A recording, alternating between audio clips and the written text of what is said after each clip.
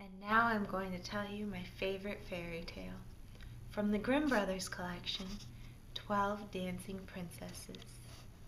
Once upon a time, there was a beautiful land that was ruled by a king and queen who ruled the land so wisely and well that everyone in the kingdom loved them.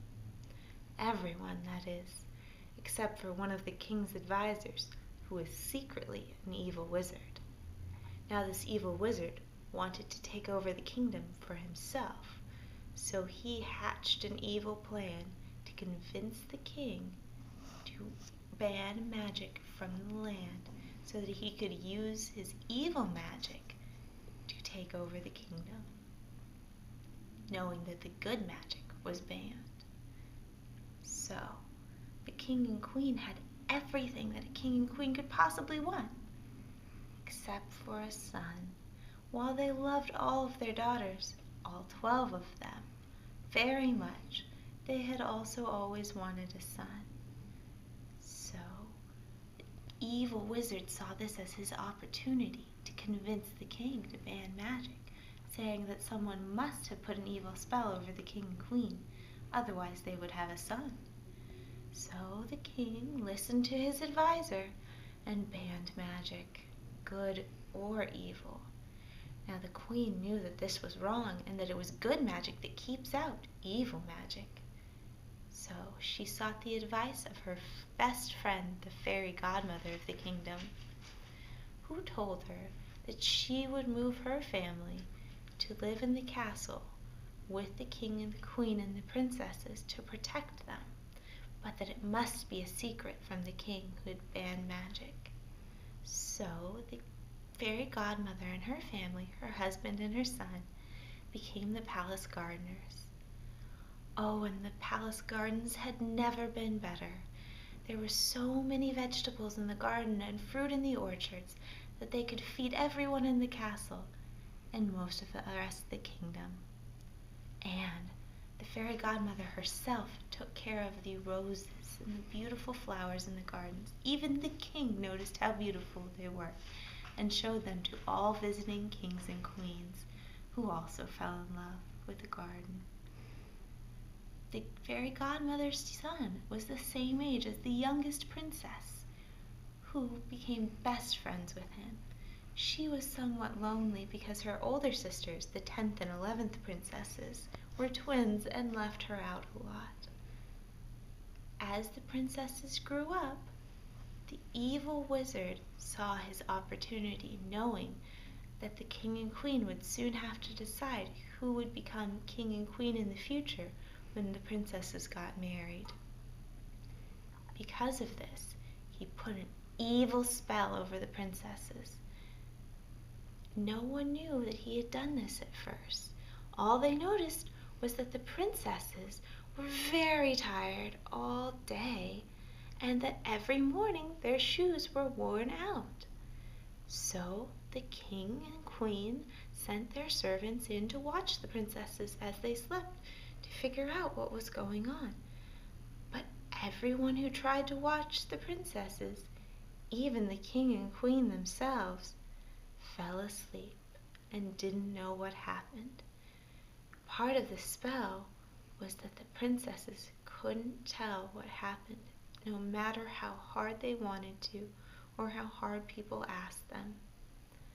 So the king and queen realized it must have been an evil spell put on the princesses. So they decided that whoever could break the spell and free the princesses could marry one of the princesses and become king with her being queen when they solved the problem. So kings came and knights came and princes came and dukes came and everyone came. But everyone fell asleep and no one could break the spell. Even though everyone knew that it must be an evil spell, the king still felt that magic should be banned, not realizing what the queen knew. So the fairy godmother decided that it should be her son, the best friend of the youngest princess, who was heartbroken over his poor friend being under the spell, who should break it. She gave him the 2 things that he would need to break the spell: a cloak of invisibility so that the princesses would not notice them following them, and an anti-sleeping potion that he could drink so that he wouldn't fall under the spell himself. So the fairy godmother's son put on the cloak of invisibility and went into the princess's room that night, and he hid and waited for the princesses to come in and go to sleep. And then he drank the anti-sleeping potion and waited for the spell to take over. And it did. The princesses were suddenly wearing beautiful dresses, and they had their shoes on, their new shoes each day, and a magical trapdoor opened up in their floor with a staircase leading down into a magical land. Now he followed the very last, the 12th princess, and accidentally stepped on her gown, and she cried out, "There's someone with us!" And no one listened to her. She was the youngest, and none of the other sisters ever listened to her anyway. So they kept going, and they came to a magical forest where all of the trees had silver leaves. So the fairy godmother's son broke off one of the leaves and put it in his pocket to prove that the magical forest had existed and that was where they went. And the youngest princess heard him break the branch and cried out, "There's someone here with us!" But no one listened to her. As they walked on, they came to another forest where all of the trees had golden leaves. And again, the fairy godmother's son broke off one of the leaves to show the king and queen. But no one listened to the youngest princess when she said there was someone there. And they kept going and came to a forest that had diamond leaves on all of the trees, and he broke one of those off too. And again, no one listened to the youngest princess. At last they came to a lake where there were 12 boats, with each a prince in it, to row across the lake.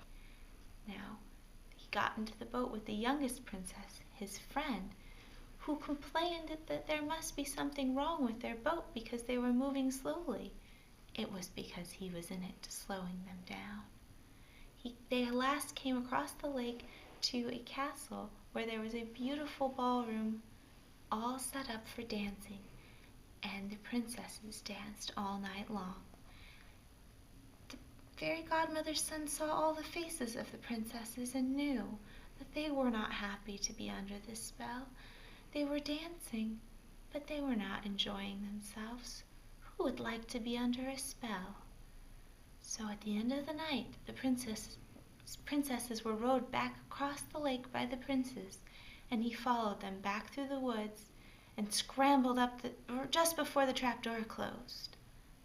And still wearing his cloak of invisibility, he walked all the way through the castle and got his mother, the fairy godmother, and the king and the queen, and showed them the leaves and told them what had happened. Now the fairy godmother had noticed that the evil wizard was very suspicious. She'd seen him do a little bit of magic in the hall, and so she knew he must be the one who did the spell. So the fairy godmother did her magic and broke the spell, and the youngest daughter married her fairy godmother's son, and they ruled the land as wisely and well as the king and queen had, and were loved by the whole kingdom. The end.